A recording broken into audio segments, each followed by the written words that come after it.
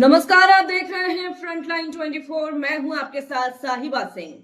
भारत और नेपाल की सीमा से सटा बिहार का लौकहा विधानसभा क्षेत्र भले ही भौगोलिक रूप से सीमांत इलाका हो, लेकिन राजनीति के लिहाज से यह हमेशा से केंद्रीय चर्चा में रहा है। मधुबनी जिले के उत्तरी हिस्से में बसा लौकहा न सिर्फ मिथिला की सांस्कृतिक आत्मा का प्रतीक है, बल्कि यह राजनीतिक रूप से भी एक स्विंग सीट है, जहां किसी एक दल का स्थायी दबदबा कभी नहीं बन पाया। 1952 से अब तक 17 बार हुए चुनावों में लौकहा ने बार बार यह साबित किया है, कभी कांग्रेस का गढ़ रहा है। यह इलाका बाढ़ में जनता दल और राजद को की ओर झुका, जबकि जदयू ने 2000 से 2015 तक 3 बार लगातार जीत हासिल कर अपनी मजबूत उपस्थिति दर्ज की।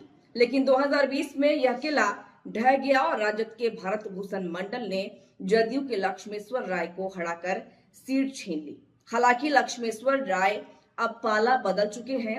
इस कारण से भी लौकहा एक बार फिर सियासी प्रयोगशाला बन गया है।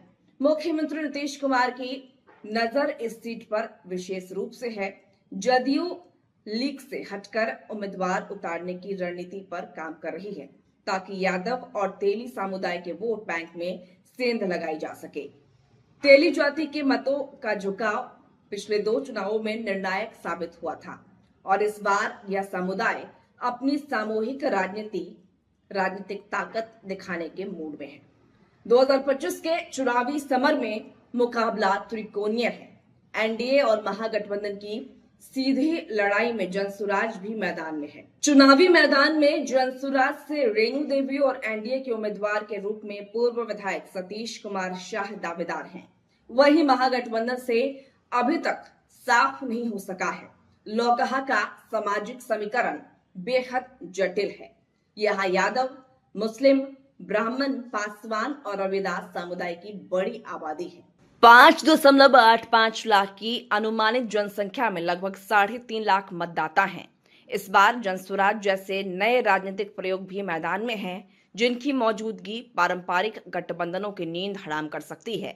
राजनीति से पढ़े देखें तो लौकहा बिहार के सीमांत इलाकों की उन चुनौतियों की भी तस्वीर पेश करता है, जहां उपजाऊ जमीन और आस्था से भरी संस्कृति के बावजूद रोजगार और विकास अभी भी अधूरे हैं। हर साल आने वाली बाढ़ और पलायन की मजबूरी यहाँ की सामाजिक वास्तविकता है।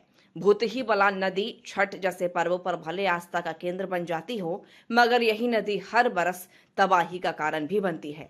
लौकहा की राजनीति इस बार केवल जीत हार की कहानी नहीं कहेगी, बल्कि यह भी बताएगी कि सीमांत बिहार की जनता अब किस दिशा में सोच रही है, परंपरा के सहारे या बदलाव की नई परिभाषा के साथ। यही वजह है कि इस छोटे से सीमावर्ती क्षेत्र में पूरे बिहार की नजर टिकी है।